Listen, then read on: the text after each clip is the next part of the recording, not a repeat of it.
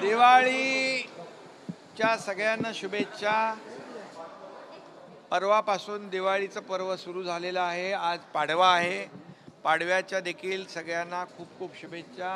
हा पाडवा म्हणजे नवीन संकल्प, नवीन पर्व, सगळ्यांच्या आयुष्यामध्ये सुख समृद्धी आनंद घेऊन येवो अशा मनापासून शुभेच्छा।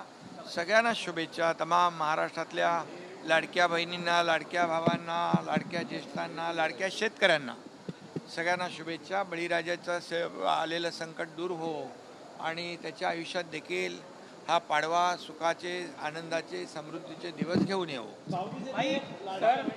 भाऊबीजेच्या वाट बघत म्हणजे ते लाडक्या बहिणींच्या भाऊबीज मिळणारच, भाऊबीज मिळणार आणि लाडकी बहीण योजना कायम सुरू राहणार। रोहित पवारांचं म्हणणं आहे की आरएसएसवर बंदी घाला। ज्या पद्धतीने कर्नाटक सरकारने आरएसएसवर बंदी घातली त्याप्रमाणे महाराष्ट्रामध्ये कॉलेज आणि इतर ठिकाणी आरएसएसचे लोक घुसते आहेत, ते कुठेतरी कॉलेजमध्ये वातावरण खराब करण्याचा प्रयत्न करतात। खरं म्हणजे अशा प्रकारचं वक्तव्य हे दुर्दैवी आहे आणि निषेधार्ह आहे। याची निंदा, निषेध करावा तेवढा कमी आहे।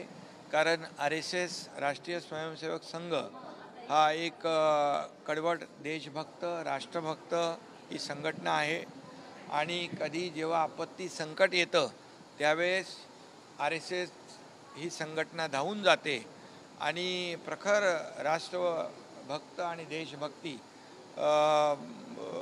वर काम करणारं हे RSSचं संघटन आहे आणि खरं म्हणजे अशा RSSवर बंदी घालावी असं म्हणणं अतिशय दुर्दैवी आहे, अतिशय चुकीचं आहे।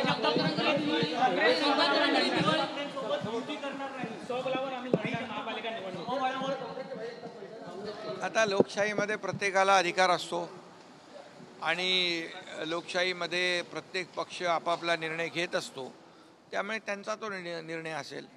त्यामुळे मी एवढंच सांगेन की लोकसभा महायुतीने आम्ही जिंकलो, विधानसभा महायुती लँडस्लाईड विक्ट्री घेऊन जिंकलो।